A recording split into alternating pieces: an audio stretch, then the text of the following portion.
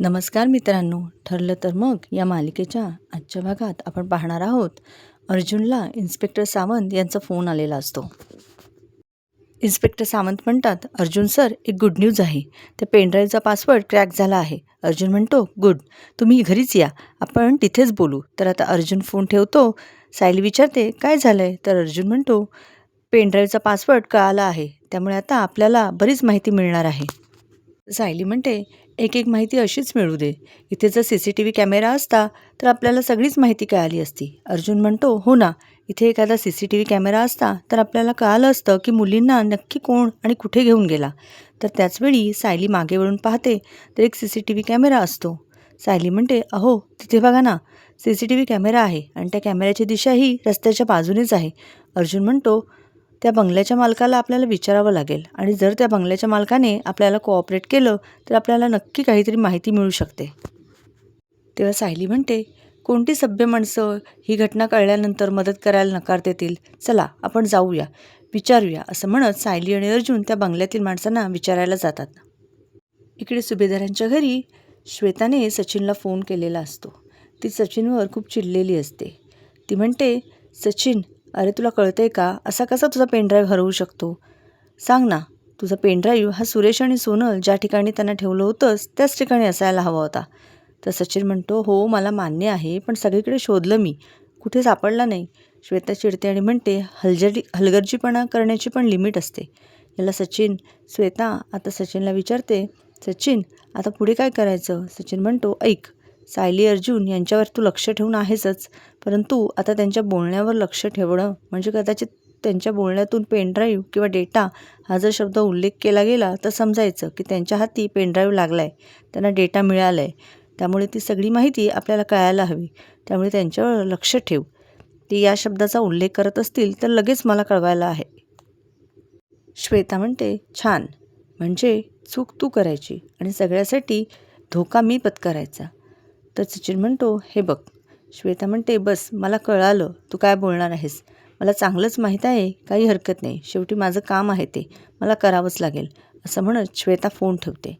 परंतु सचिनच्या या वागण्यामुळे श्वेता, महिपत या सगळ्यांना सचिनचा खूप राग आलेला असतो. महिपत शिकरे सचिनला म्हणतात, दीक्षित, मला एक सांग, एवढी कशी माती खाल्लीस रे तू? एकदा म्हणतोयस की तो पेनड्राईव्ह खूप महत्त्वाचा आहे, एकदा म्हणतोयस की ज्या ठिकाणी ती सोनल आणि सुरेश होते ना तिथे अगदी व्यवस्थित ठेवलायस, आणि आता म्हणतोयस त्या पेनड्राईव्हचा पत्ताच नाही. अरे काय चाललंय काय नक्की तुझं? तुला कळतंय का, तो पेनड्राईव्ह त्या अर्जुन आणि पोलिसांच्या हाती लागला ना तर ते सगळेजण येऊन तुझ्याच मानगुटीवर बसतील. तर सचिन म्हणतो, नाही अण्णा, यासाठी मला टोनीने दुसरा एक प्लॅन सांगितला आहे. तर राकेश विचारतो, कोणता प्लॅन? सचिन म्हणतो, आता टोनीने असं सांगितलं आहे की त्या पेनड्राईव्हच्या डाटामध्ये ज्या ज्या गोष्टी आहेत त्या गोष्टी आपण करायच्याच नाही आहेत. म्हणजे ज्यामध्ये जी लोकेशन दिलेली आहे तिथे मुलांना ठेवायचंच नाही आहे, तिथे कुठल्याच मुलीला ठेवायचं नाही आणि मागे कुठला पुरावाही ठेवायचा नाही. म्हणजे समजा सायली अर्जुन किंवा पोलीस त्या ठिकाणी पोहोचले तर मुली त्यांच्या हाती लागणार आहेत. आणि माझा जो लॅपटॉप आहे ना तो विकून टाकायचा आहे, त्या लॅपटॉपमधील सगळा डाटाच उडवला जाईल. तर त्यावेळी महिपत शिकरे म्हणतात, म्हणजे सगळा मालच खतम करायचा आहे ना. मग आता श्वेताच्या फोनची वाट बघत बसू नका, तिला तिचं काम सावकाशपणे करू देत, पण तुम्ही तुमच्या कामाला सुरुवात करा. तर सचिनला राकेश विचारतो, सचिन, पण मला एक गोष्ट सांग की त्या पेनड्राईव्हमध्ये कुठले कॉन्टॅक्ट होते, कोणाकोणाचे फोन नंबर होते किंवा कोणाची नावं होती, या सगळ्या गोष्टींची माहिती तुला आठवते आहे का? तर सचिन म्हणतो, नाही, मला तर काहीच आठवत नाही आहे. आजकाल हे सगळं काही कोण लक्षात ठेवतं? एक मिनिट, त्यातील काही कॉन्टॅक्ट माझ्या लक्षात आहेत, कदाचित आपण तेवढं तरी सेव्ह करू शकतो. तर महिपत शिकरे म्हणतात, या सगळ्या गोष्टी पहिल्यांदा तरी हीच गोष्ट कळते की आपण 113% सेफ नाही. तर दुसरीकडे सुभेदारांच्या घरी पाहायला मिळतं, प्रतिमाताई कल्पना आत्यांना म्हणत असतात, प्रतिमा, आपण घेतलेलं स्वेटर ज्यावेळी बाळ घालेल आणि घरभर फिरेल त्यावेळी किती छान वाटेल ना गं, किती छान चैतन्य येईल घरात.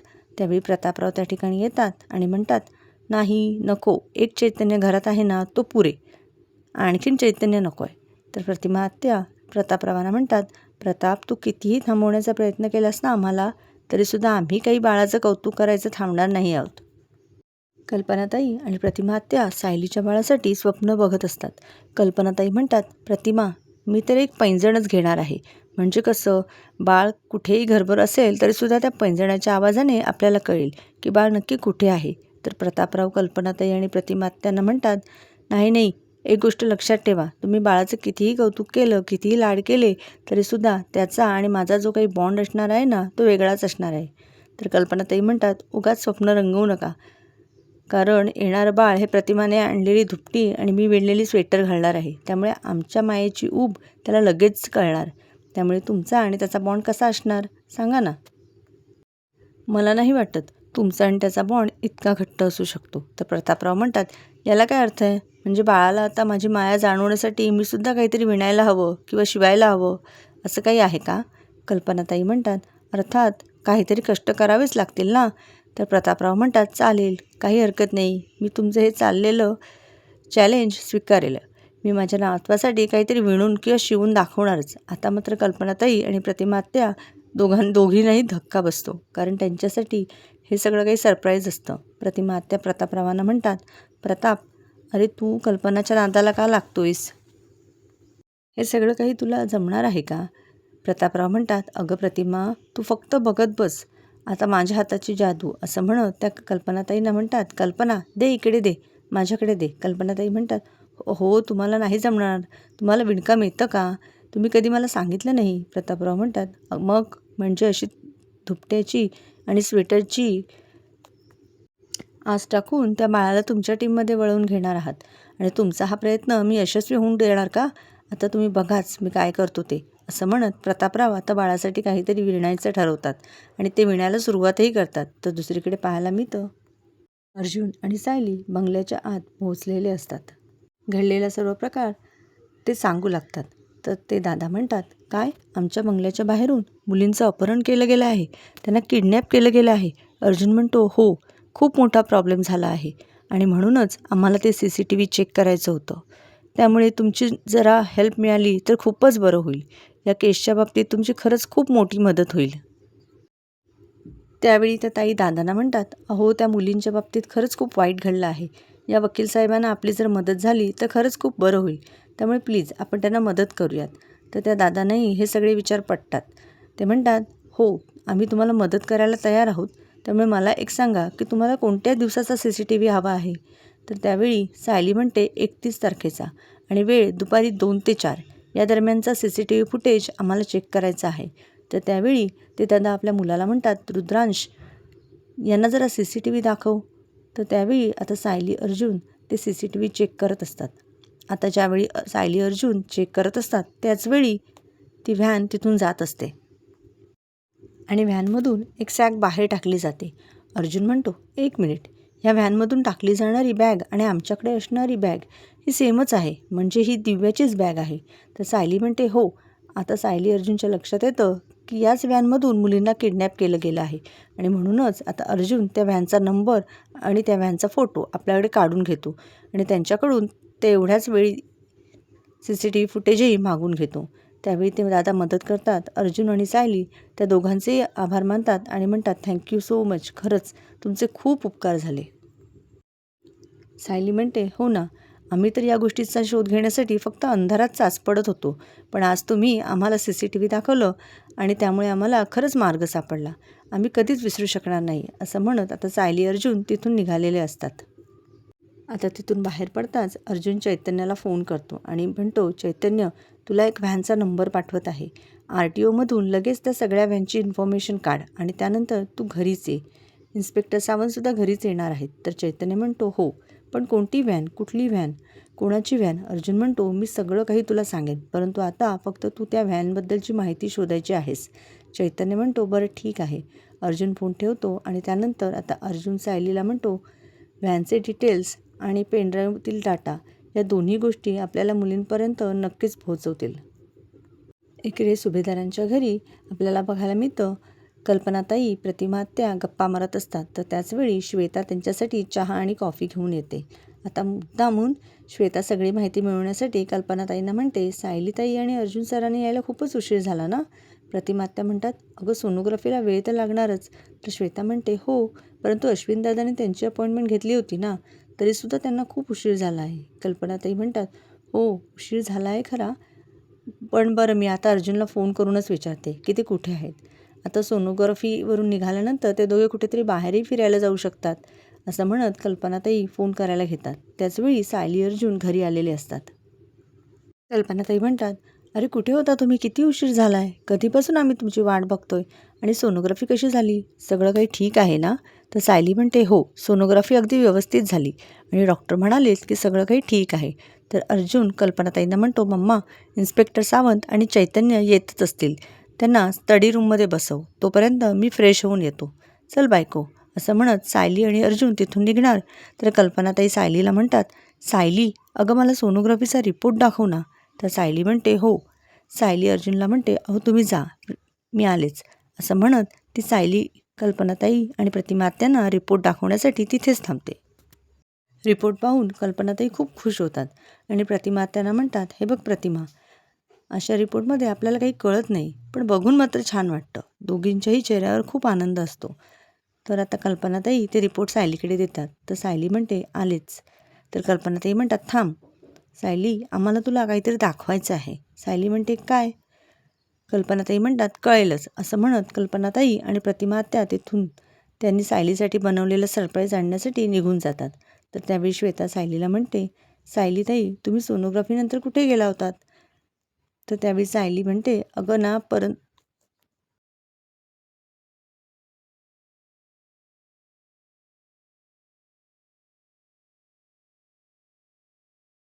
परंतु त्याचवेळी अस्मिता तेथे येते आणि सायलीला काही सांगता येत नाही. अस्मिताने सुद्धा सायलीसाठी काही ना काही आणलेलं असतं. अस्मिता सायलीला म्हणते, "सायली, हे बघ, मी तुझ्यासाठी काय काय आणलं आहे." आता सायली त्या सगळ्या गोष्टी पाहते आणि त्या छोट्या मोठ्या गोष्टींमध्ये सुद्धा सायली खूप खुश असते. सायली म्हणते, "अय्या, या सगळ्या गोष्टी पाहिल्यानंतर मला पुन्हा 4 वर्षांची झाल्यासारखं वाटते." कारण अस्मिताने छोट्या मोठ्या चटरपटर गोष्टी आणलेल्या असतात.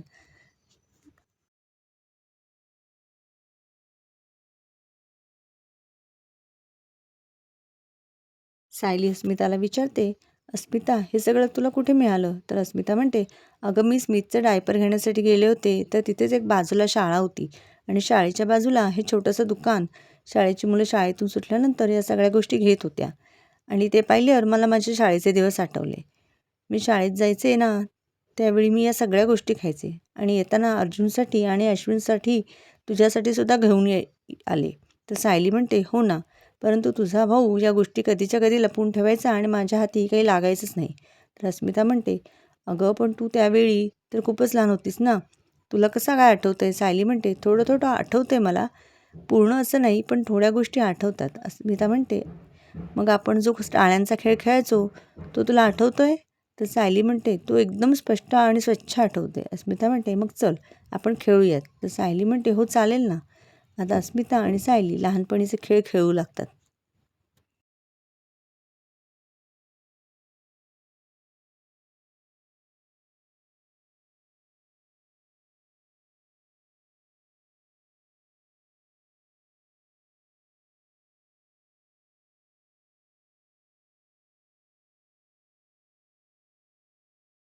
त्याचवेळी कल्पनाताई आणि प्रतिमा आत्या येतात. कल्पनाताई म्हणतात, "काय चाललंय तुमचं?" तर अस्मिता म्हणते, "सायलीतील तन्वी जागी झाल्यानंतर काय होऊ शकतं, तेच तर चालू आहे." त्यावेळी सायली म्हणते, "आई, बघितलंत का? तुम्ही माझ्यासाठी अस्मिता काय काय घेऊन आली आहे. लॉलीपॉप, चिक्की, गोळे, हे सगळं काही ते माझ्यासाठी घेऊन आली आहे." कल्पनाताई म्हणतात, "अरे वा, तुझी तर खूप मज्जा आहे." तर प्रतिमा म्हणतात, "आणि हो सायली, तुझं हे गिफ्ट इतक्यावरच थांबणार नाही बरं का, कारण आज संपूर्ण घराकडून तुला एक गिफ्ट आहे."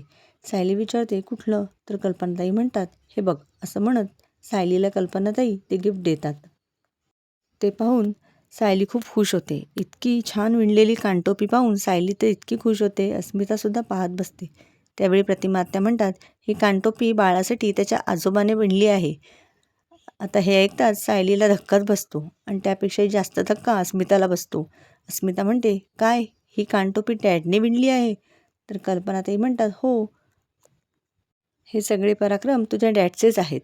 खरं तर आमच्यासाठी सुद्धा हे सरप्राईजच आहे." तर सायली कौतुक करत म्हणते, "किती गोड आहे ही टोपी. मला खरंच वाटलं नव्हतं की बाबा माझ्या बाळासाठी इतकी छान टोपी मिळू शकतात. इतकं गोड गिफ्ट देऊ शकतात.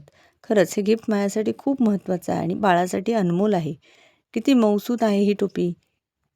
खरंच ही टोपी खूप छान आहे, मला खूप आवडली, असं म्हणत सायली कल्पनाताईंना म्हणते, आई हे सगळं मी यांना दाखवून येऊ का? कल्पनाताई म्हणतात, हो काही हरकत नाही. आता सायली इतकी खुश असते. कित्येक दिवसानंतर सायलीच्या चेहऱ्यावरचा आनंद परत आलेला असतो. आता सायली तिच्या रूमच्या दिशेने निघून जाते.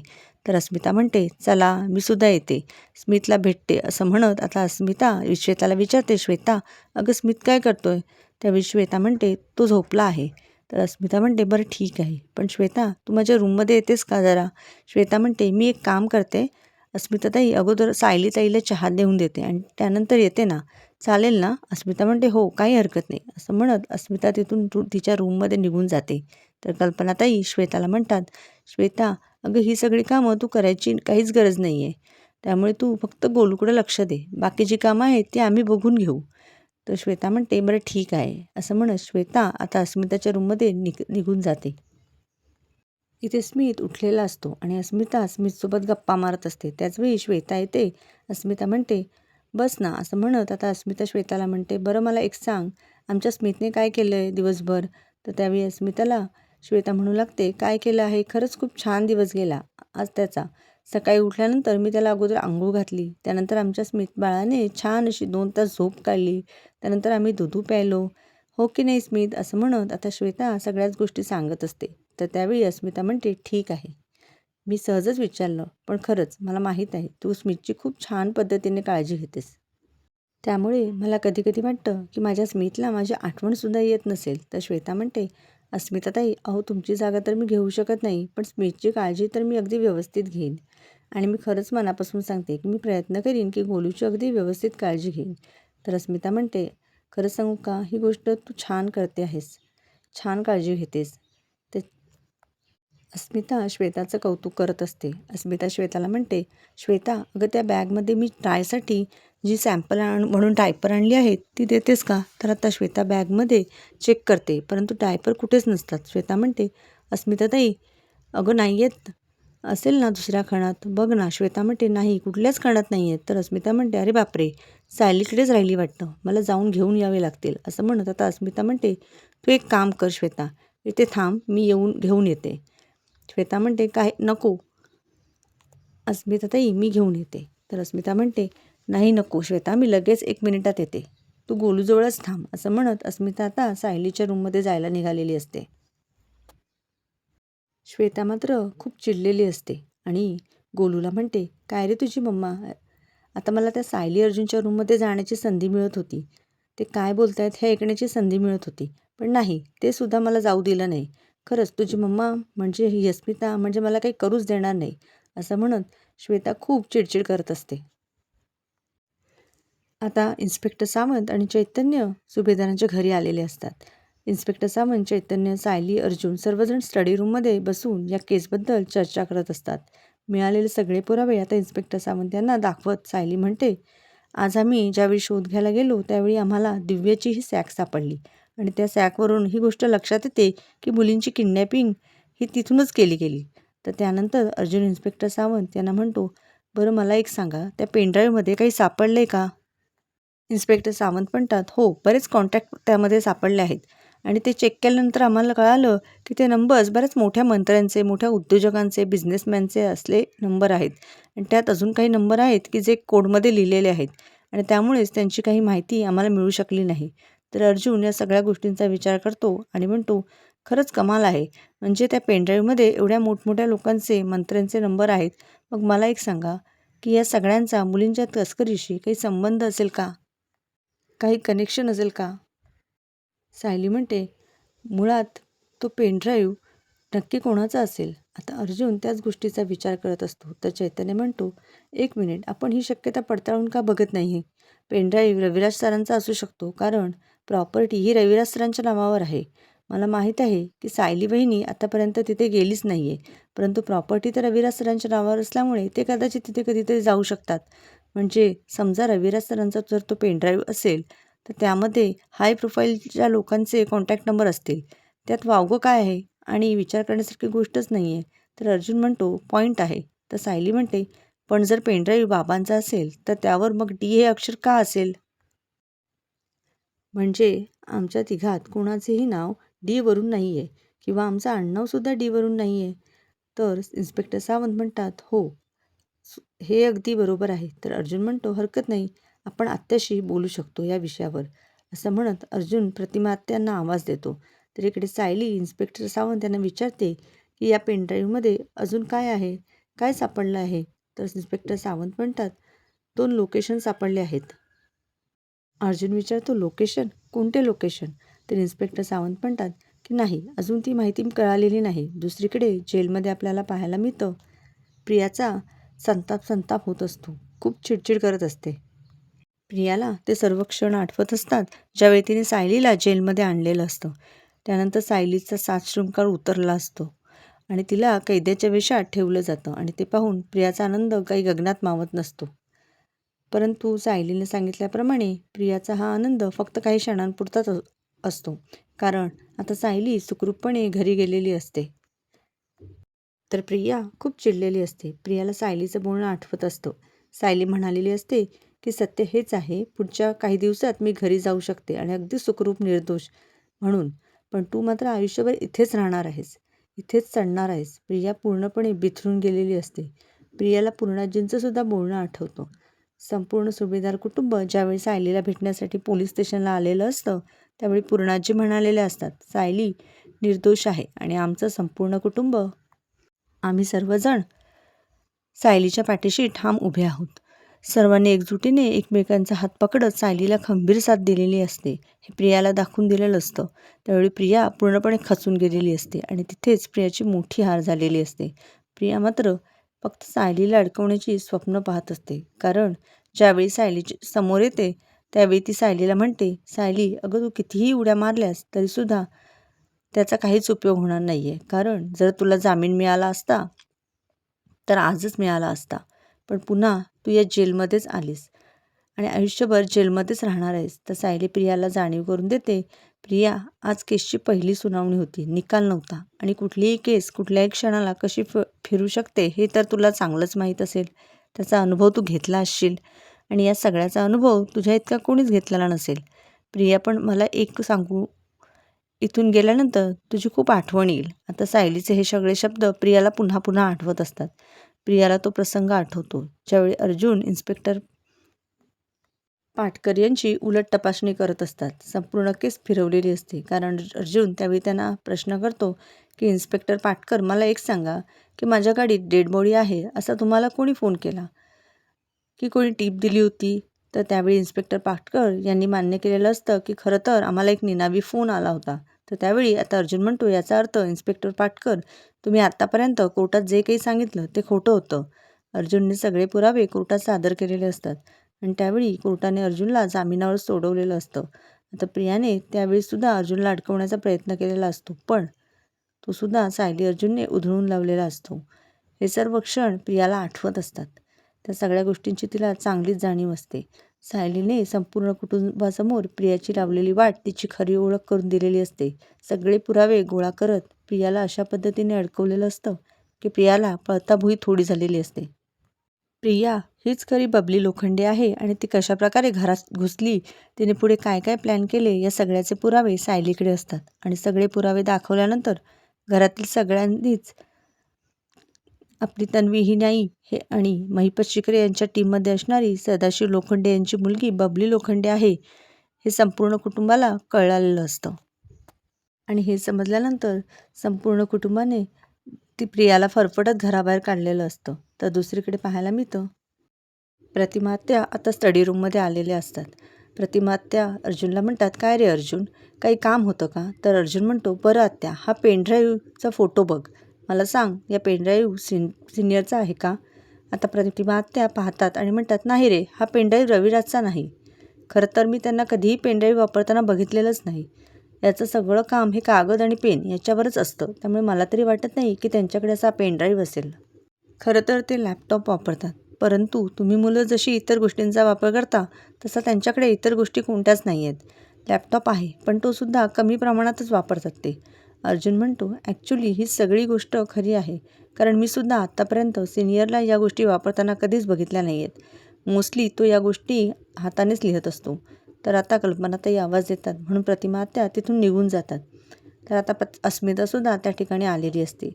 अस्मिता म्हणते, 1 मिनिट, तुम्ही कामाला सुरुवात करण्याअगोदर सायली, मला तुला विचारायचं होतं. म्हणजे मी मगाशी स्मिथसाठी डायपर घेऊन आले. मी तुला पिशवी दिली होती, त्यात कदाचित असू शकतात. ती कुठे आहे पिशवी, सांगू शकतेस का? तर सायली म्हणते, अगं ती आमच्या रूममध्येच असेल, जा आणि घे. तर त्यावेळी अस्मिता म्हणते, बरं ठीक आहे. आता अस्मिता तिथून जाणार त्याचवेळी अर्जुन इन्स्पेक्टर सावंत त्यांना म्हणतो, बरं सावंत, आपल्याला जो पेनड्राईव्ह सापडला आहे त्यामध्ये आपल्याला जे जे काही सापडले त्या सगळ्याची आपण लिस्ट करून घेऊयात. तर इन्स्पेक्टर सावंत म्हणतात, हो काही हरकत नाही. तर त्याचवेळी अस्मिता म्हणते, सॉरी पण मला एक सांगा, या मुलींबद्दल काही कळालं आहे का? अर्जुन म्हणतो, नाही अजूनपर्यंत काही नाही, परंतु आमचा शोध सुरू आहे. तर अस्मिता म्हणते, काही झालं ना तरी त्या माणसांना शिक्षा मिळायलाच हवी. एवढ्या लहान मुलांसोबत असं कोणी काय करू शकतं? सायली म्हणते, काळजी करू नकोस अस्मिता, त्या लोकांना शिक्षा नक्कीच मिळेल. अस्मिता म्हणते, मी आलेच, असं म्हणत अस्मिता तिथून निघून जाते. सायली चैतन्याला म्हणते, चैतन्य भाऊजी, तुम्हाला त्या व्हॅनबद्दल काही मिळालं आहे का? यांनी तुम्हाला नंबर दिला होता? तर चैतन्य म्हणतो, नाही, खरं तर ती नंबर प्लेटच फेक मिळाली, त्यामुळे व्हॅन कोणाची आहे काहीच कळत नाही. तर सायली आणि अर्जुन विचार करू लागतात. अर्जुन म्हणतो, खरं तर ती नंबर प्लेट खरी असते तर एव्हाना आपण त्या माणसांपर्यंत पोहोचू शकलो असतो. सायली म्हणते, मला तर वाटलं होतं की या व्हॅनचा नंबर, ती व्हॅन आणि हा पेनड्राईव्ह आपल्याला मुलींपर्यंत नक्कीच पोहोचवेल, परंतु आता तर आपल्या हातात काहीच लागलेलं नाही. तर येणाऱ्या पुढील भागामध्ये आपल्याला पाहायला मिळतं, श्वेता आता ही बातमी प्रिया आणि सगळ्यांना कळवते. तो पेनड्राईव्ह सापडला आहे आणि त्यातील माहिती त्यांना मिळवली आहे. आता हे ऐकताच प्रिया पूर्णपणे बिथरून गेलेली असते. दुसरीकडे बघायला मिळतं, इन्स्पेक्टर सावंत, अर्जुन, चैतन्य, सायली सर्वजण पोहोचलेले असतात. त्यावेळी इन्स्पेक्टर सावंत म्हणतात की पेनड्राईव्हमधील दुसरं लोकेशन तर हेच दिसतं आहे. सायली, अर्जुन आणि सर्वजण शोध घेत असतात. तर ती व्हॅन त्यांना तिथे सापडते. सायली म्हणते, अहो ही व्हॅन इथेच आहे, व्हॅन आपल्याला CCTVमध्ये दिसत आहे, अर्जुन म्हणतो. तर दुसरीकडे प्रियाने दुसरी खेळी करायला सुरुवात केलेली असते. प्रिया राकेश आणि सचिनला म्हणते, मानसीला जर आपण आपल्या बाजूने वळवलं तर लवकरच सायलीला आपण इथे आणू शकतो. तर आता प्रियाचा हा दुसरा डाव यशस्वी ठरेल का हे पाहणं अतिशय मनोरंजक होणार आहे. तर मालिकेचे असेच नवीन अपडेट पाहण्यासाठी चॅनलला सबस्क्राईब करा. Bye bye.